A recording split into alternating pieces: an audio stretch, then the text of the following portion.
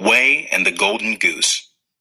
Long ago, there were three brothers who cut and sold wood to provide food for their family. One day, Shen, the eldest brother, went to work in the woods with his rice cake and tea.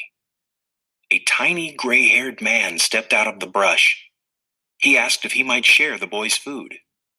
"I only have enough for myself." Shen gobbled up the food and continued walking. But soon he stubbed his toe and had to go home with no wood to sell. Fang, the second brother, took Shen's place.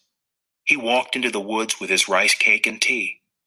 The same tiny man stepped into his path and asked to share the boy's food. "No, it's all mine," said Fang. He swallowed the rice cake in one bite and drank the tea. Fang went on his way, but soon tripped over a thorny bush. He had to go home with no wood to sell.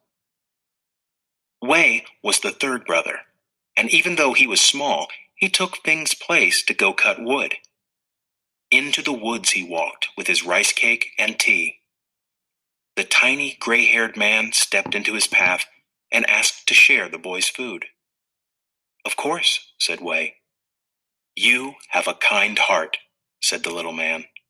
Then he pointed to a tree. "Shake this tree and you'll find a surprise."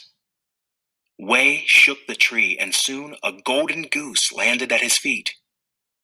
"Sell the golden feathers at the inn and you'll be rich for life," said the little man, who then disappeared. Wei took the golden goose to the inn. When the innkeeper's daughter saw it, she reached out to touch its feathers and stuck tight to the goose. Her sister tried to pull her away, but found she was stuck to her sister. The goose squawked and the sisters howled. Just then the king and his daughter rode by. They saw the goose and the two sisters running in circles, squawking and howling. The king's daughter laughed and laughed. "Whoever is responsible for making my daughter laugh is my friend for life," said the king. From that day on, Wei and his family always had enough to eat and never had to cut wood again.